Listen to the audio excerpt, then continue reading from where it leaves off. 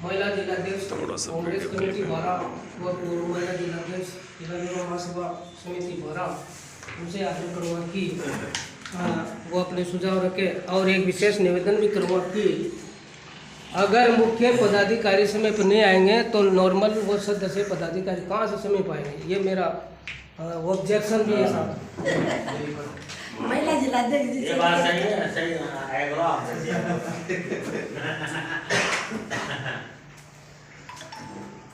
सभी समाज के बंधुओं को मेरा जय भीम।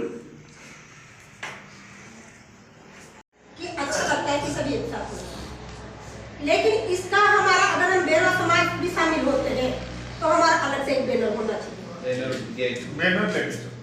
तो हमको जब ऐसा फील होता है जब ये लोग फिर हमारा सम्मान नहीं करते, ये हमें बुला लेते केवल भीड़ इकट्ठी करने के लिए, और ये फिर हमें उस लायक नहीं समझते।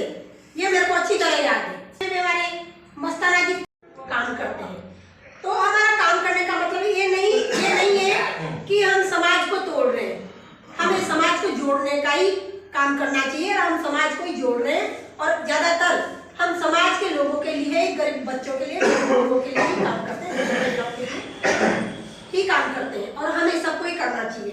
तो आप लोग जो भी अम्बेडकर के आप सदस्य रहो, बने रहो, पर कहीं जब ऐसी बात आती है तो ये समाज अपने साथ, अपने ही एससी के लोग अपने समाज अपने साथ खड़े क्यों, क्या कारण है? इस बात को आप उठाया करो, क्योंकि आप इस संगठन के, उस संगठन के सदस्य हो, तो आप कहीं न कहीं इस बात को उठा के कि भाई ऐसा क्यों होता है, हमें बुलाते हो और हम भीड़ पूरी जाते, पूरे समाज आज आप होगी तो हम भी जाएंगे, मैं भी 10-20 महिलाओं को ले जाऊंगी, सब जाएंगे, बच्चों से भी कहेंगे, सब रैली में, सब अच्छा लगेगा, सब एक साथ रैली में रहेंगे। तो पर यही होता है कि जब हमारे काम करते हैं कभी न कभी तो ये लोग हमारा साथ नहीं देते, बिल्कुल भी नहीं देते।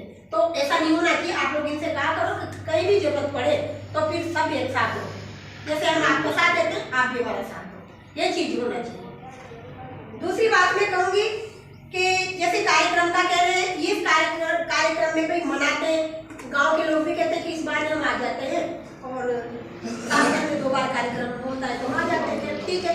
लेकिन मैं कहना चाहूंगी कि जैसे भाई साहब ने बताया कि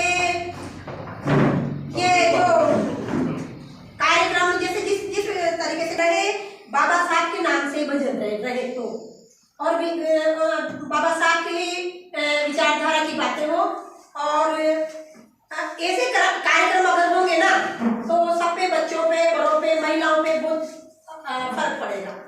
तो और ये जो कार्यक्रम करेंगे हम लोग तो इनमें तो देखो पैसा तो होता ही है, खर्च, बिना पैसे के तो कोई काम नहीं होता। तो बाकी इस चीज में तो मैं आप लोग जो निर्णय ले लेंगे उसमें हम लोग सहमत है, कोई दिक्कत नहीं है। मेरी एक तीसरी बात है कि हमारा यहाँ की तरह हमारा वहाँ का नाकुड़ा छात्रावास भी कंप्लीट हो चुका, कर्मचारियों के संगठन से, अधिकारियों के संगठन से, सभी के सहयोग से इन्होंने बहुत सपोर्ट किया ना, और हमने सभी ने किया मतलब, तो वो कंप्लीट हो चुका।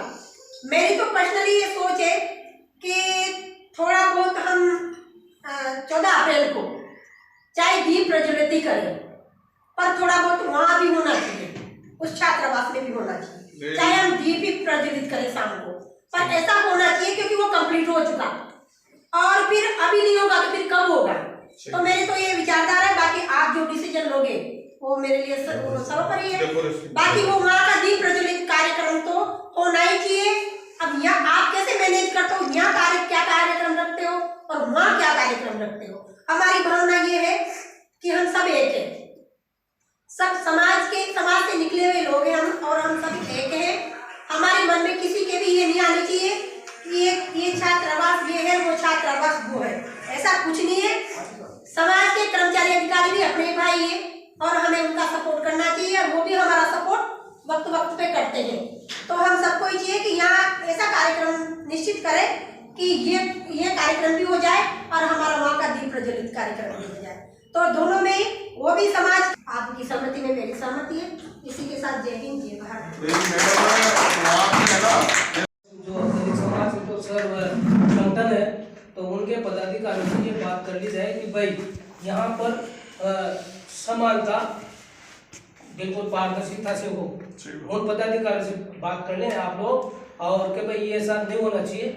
जो भी व्यवस्था उनके लिए लागू है वो हमारे समाज के लिए भी, पदाधिकारी के लिए भी वहाँ पर लागू होना चाहिए। तो ये तो हो जाता है समाधान।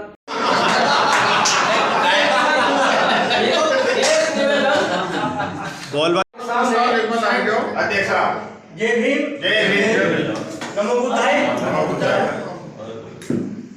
बाबा साहब के सभी चरणों में नमन करता हूँ और आप सभी कार्यकारिणी के पदाधिकारी, अधिकारी, कर्मचारी का सभी को मेरा जय भीम। आज बड़ा हर्ष का विषय है कि इतनी संख्या में हम यहाँ 14 अप्रैल की तैयारी को लेकर इकट्ठा हुए और करीब करीब जो स्थिति बनी उसके 95% आम सहमति ये बनी कि 14 अप्रैल को हम सभी SC/ST के लोगों के साथ, सभी बहुजन समाज के साथ रैली के रूप में मनाएं। और जो 14 अप्रैल का एक अनावश्यक जो खर्चा है, भामाशाह सम्मान समारोह है, प्रतिभावान सम्मान समारोह है, इसको 31 दिसंबर पर संपन्न कर लिया जाए। और जो भजन संध्या का कार्यक्रम है एक शाम बाबा के नाम, वो प्रोग्राम उस छात्रावास नकोड़ा पर रहे, ये बहुत खुशी की बात है। तो ये हर बार कार्यक्रम होते हैं, यहाँ अपन आएंगे चाहे तो इस छात्रावास की 13 अप्रैल को हम लाइटिंग की व्यवस्था यहाँ करेंगे। होना चाहिए, है ना? वो एक लाइटिंग की व्यवस्था उस कोने से इस कोने तक पूरी पर रहेगी, इस पर रहेगी। और झंडे भी लगाए जाएंगे, झंडे और लाइटिंग की व्यवस्था रहेगी करीब दोनों जगह लगेंगे झंडे। 1 घंटा यहाँ आकर हम 13 को नहीं 14 वहाँ जो कार्यक्रम रहेगा 8 से 11, उस दरमियान अपन घर से खाना वाना खा के फ्री हुआ के एकदम परिपूर्ण तरीके से वहाँ पहुँच जाएंगे।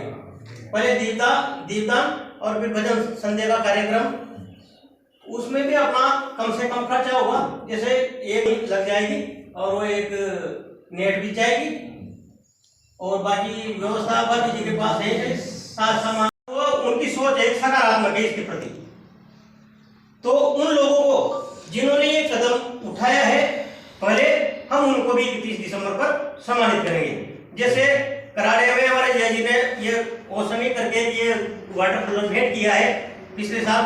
चेतन जी भाई साहब हमारे MLA साहब PA साहब है, उन्होंने भी कार्यक्रम न करके और यहाँ पर 20 कुर्सियां सर भेंट की है छात्रावास को। अभी गोदियापुरा में भी राम प्रसाद जी के पिताजी एक्सपायर हुए, उन्होंने भी छात्रावास के लिए अभी दिया नहीं, बाकी कुछ बोला है कि मैं 14 अप्रैल को वहाँ पर सहयोग करूंगा। तो इनको 11,000 के लिए उन्होंने बोला है, तो इनको भी 31 दिसंबर पर सम्मान किया जाएगा इनको, क्योंकि अग्रणी भूमिका में है। वर्ष 2017 से लगातार अनवरत इस छात्रावास में तय दिल से, तन मन धन से सेवा दे रहे हैं हमारे पुरोधा आदरणीय रामकरण जी हेड साहब, जो हर साल 11,000 रुपए देते हैं। इस साल भी उन्होंने 11,000 रुपए की घोषणा की है और हमेशा इस छात्रावास के लिए प्रेरणा के स्रोत बने रहेंगे।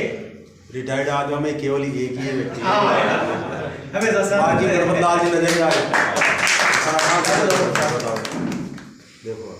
सर्वप्रथम आदरणीय हेड साहब ने शुरुआत करी थी जब 100 रुपए की रसीदें काटी थी और इसका दरवाजा टूटा हुआ था। जब 3800 रुपए का इस पर लोहे का गेट लगवाया गया, वहां से आदरणीय हेड साहब ने शुरुआत करी। मैं आपको पूर्व में जानकारी दे दूं और आदरणीय साहब के द्वारा भी कुछ